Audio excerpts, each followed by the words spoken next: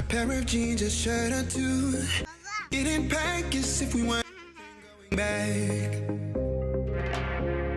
It doesn't matter if it's true. I've got a feeling love will give us what we lack. The world is waiting up. The world is waiting half a step beyond our door. Yeah. And if it's not enough, I wanna see the stuff the world has got in store. I wanna take it all in. I'm falling. The city's... Evet arkadaşlar, yolculuğa başlıyoruz. Bugünkü istikametimiz Bafa Gölü. Her zamanki gibi Serap ve Metehan arkada. Baba araba kullanıyor. Yaklaşık 20 kilometre uzaklıkta buraya. Tamamını döneceğiz mi bilmiyorum ama ilk noktadan bir bakacağız. Seyir terasları vesaire varmış, artık uygun bir yerde. Sizlere detaylı olarak tanıtmaya çalışacağız. Türkiye'ye kazandırılmış bir yer. Efendim oğlum?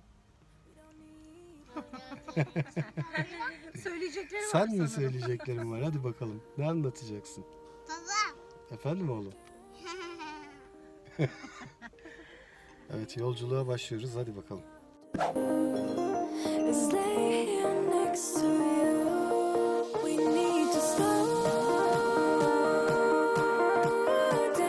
Evet arkadaşlar, Bafa Gölü'ne geldik. Nihayet yaklaşık bir 20 dakikalık yolculuktan sonra. Dediğim gibi Akbük'e 23 kilometre uzaklıkta. Bafa Gölü'nün tarihçesi çok eski zamanlara dayanıyor. Yaklaşık 2000 yıl öncesinde Bafa yöresi antik felsefenin öncülerinden ünlü filozof Heraklit'in memleketi olarak da biliniyor burası. Çok büyük ve önemli bir liman kentlerinden bir tanesi. Burada etrafta da gördüğünüz gibi zeytin ağaçları ve daha öncesinde incir yetiştiriciliği yapılıyor. İncir ve zeytin ticareti yapılıyor bu bölgede. Bafa Gölü 1994 yılında tabiat parkı olarak ilan ediliyor ve koruma altına alınıyor. Birinci derecede sit alanlarından bir tanesi. İşte az önceki bahsettiğim antik kent, Herakliye Antik Kenti'nin kalıntıları arkadaşlar. Antik bir de liman olması gerekiyor. Birazdan inşallah onları da sizlerle paylaşacağız.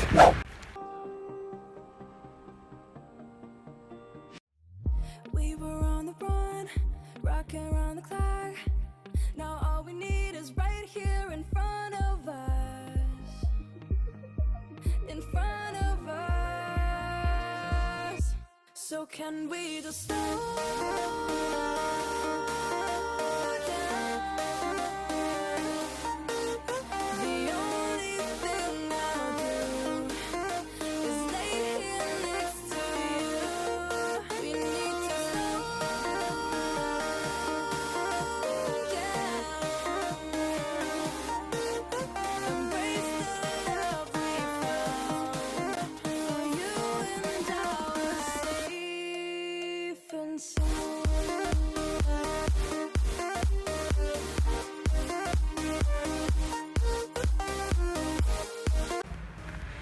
Bu arada bu kadar yokuş aşağı in. Tabii ki Serap'la Metehan yorulmuşlar. Biraz dinleniyorlar. Zeytin ağaçlarının gölgesinde. Yukarı çıkmak oldukça zor olacak. İnerken de epeyce bir zorlanmıştık tabii. Hadi bakalım.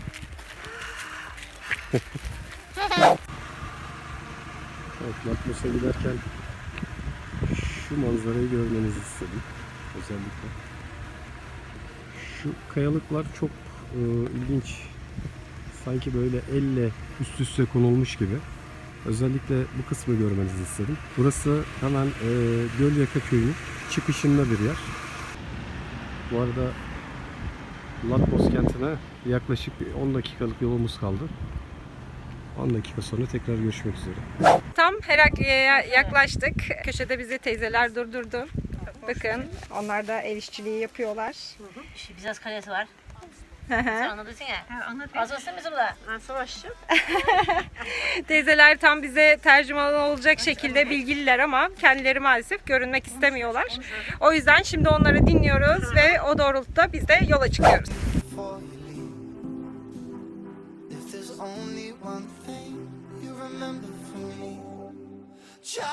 your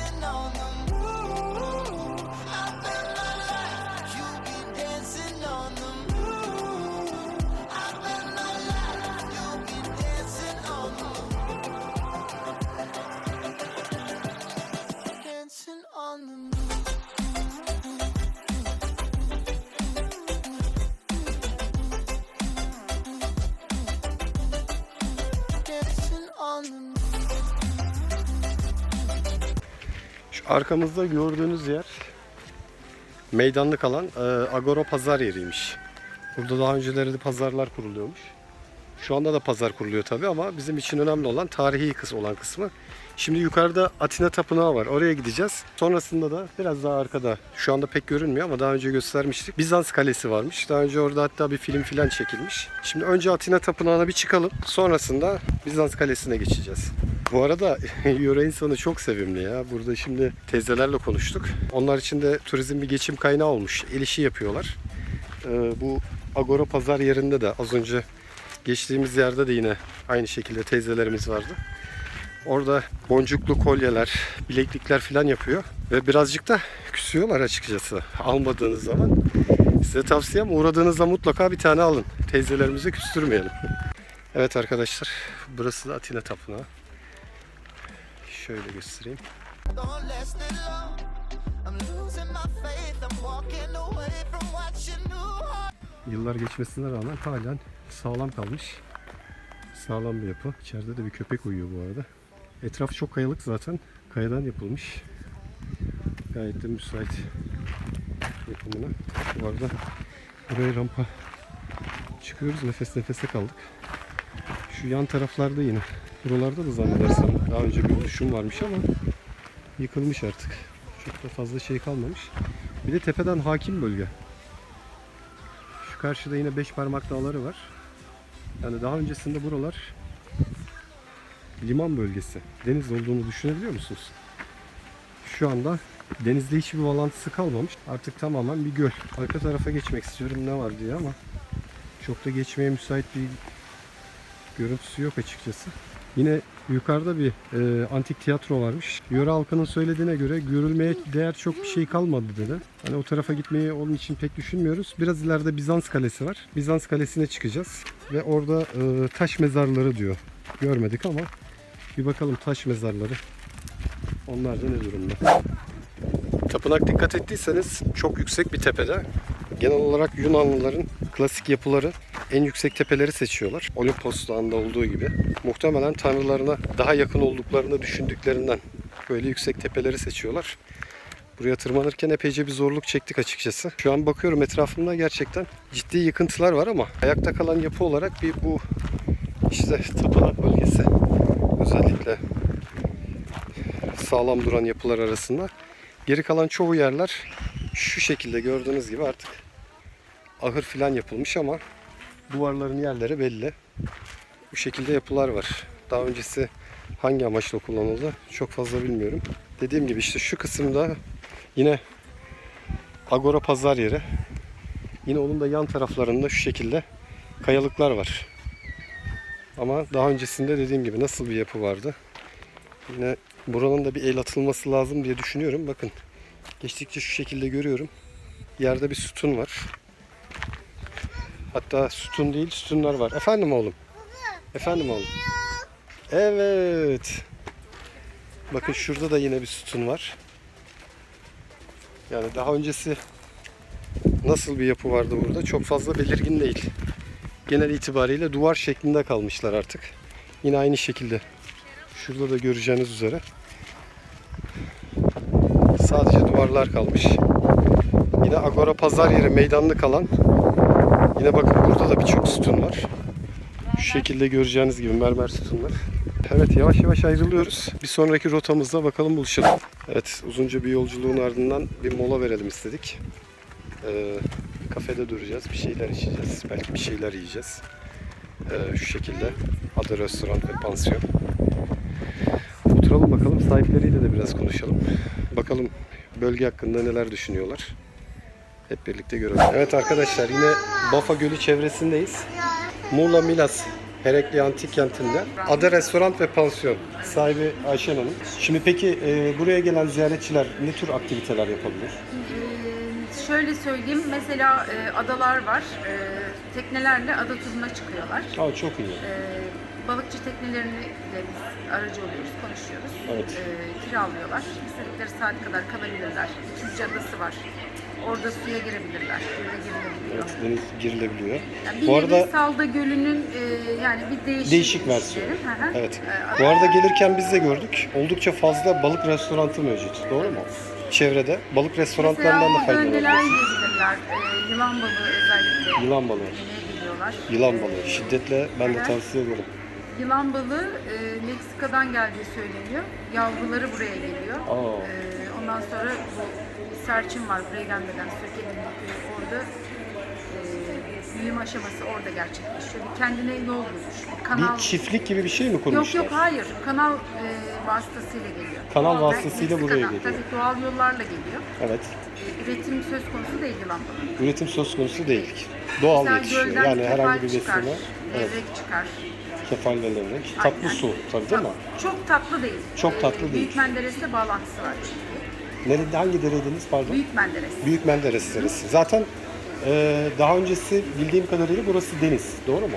Büyük Tabii tabii. Menderes'in Zaten liman kenti Alüvyonlarla. burası. Evet, Karyollalar liman buraya kenti. yerleşiyor. İlk Karyollalar. liman kenti, ilk yerleşimin burada olduğu söyleniyor. Evet. Milattan önceye dayanıyor. Evet. Yaklaşık Çok eski 2000 bir yıl öncesi. uygarlık aslında. Yerleşkede çok geniş bir alana yayılmış. Evet. Şöyle söyleyeyim, burada mesela şurada bakın Agora pazar yeri var. Evet, az önce gezdiğimiz yer arkamızda Aynen. kalıyor. Şu an net görünemeyebilir ama. Kalıntıları görebilirsiniz orada. Evet. Tapınak. Şu karşıki küçük adada, adacıkta manastır. Evet. Bu arada arkadaşlar buranın manzarası da böyle. Ada Restoran yani oldukça güzel manzaraya sahip. Evet, Ayşen Hanım'ın bahsettiği Bizans Kalesi de tam şurası oluyor. Bizans Kalesi orası değil, orası Ha, manastır. pardon. Manastır. Bizans Kalesi Birazdan gideceğimiz yer. Evet.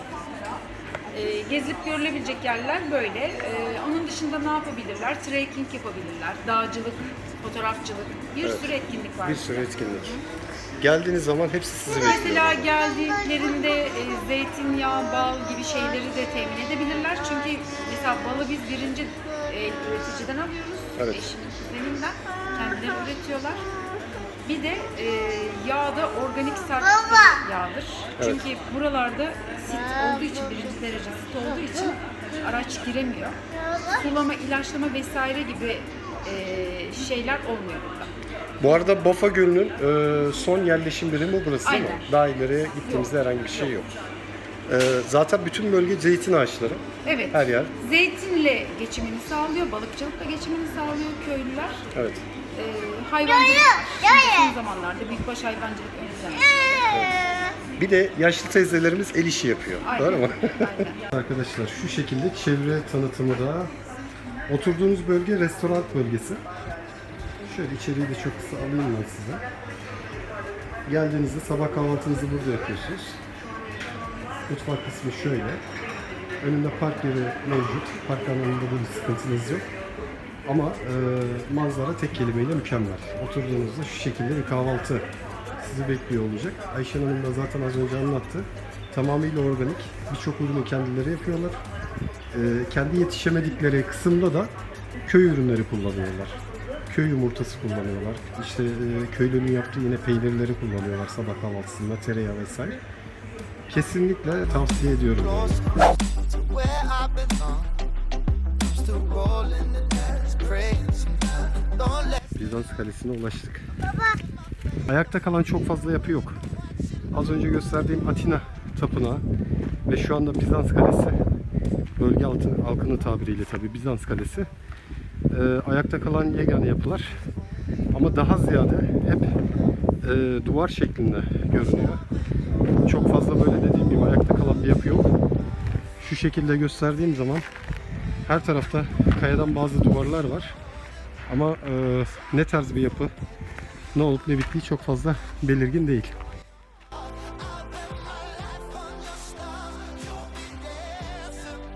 dancing on the moon. I bet my life you'll be dancing on. Şu aşağıda yine balıkçı tekneleri var. Az önce Ayşen Hanım da anlattı. Yılan balığı, tatlı su kefali ve levrek. Yine tatlı su levreği. Bölgenin yine geçim kaynaklarından bir tanesi balıkçılık. Aşağıdaki balıkçı teknelerini gördüğünüz gibi. Köyün olduğu yerde de bir liman tarzı bir şey var. Orada da yine balıkçı teknelerini görmüştük. Burada da yine görüyoruz. Son kalan kısımları sanırım bu şekilde. Bu arada burada küçük küçük adacıklar var. Adacıkların üzerinde hemen hemen hepsinin bir yapı var. Az önce Ayşen Hanımların pansiyonunun tam karşısında bir manastır varmış. Ayakta kalan yapılardan bir tanesi de o. Ama orası adacık gibi olduğu için oraya çok gitme şansımız yok açıkçası. Evet, burada da bir kapı. Burası da bir yere açılıyor sanırım. Her yer buram buram tarih. 2000 yıl öncesinin yerleşim alanları.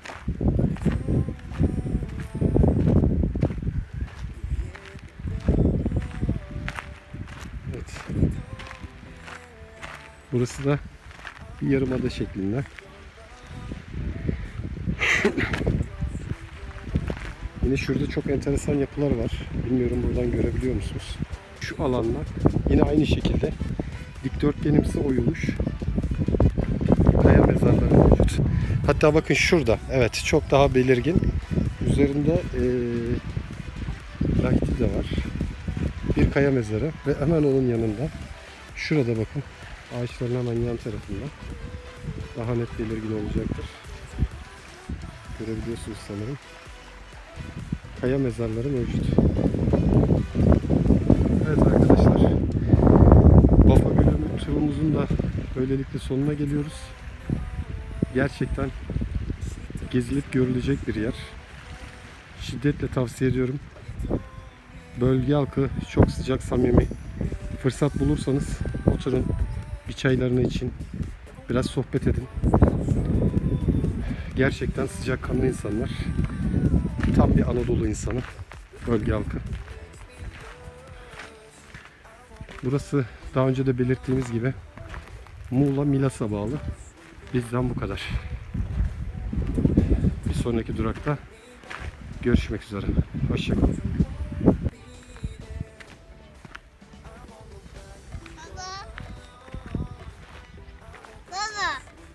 Babam.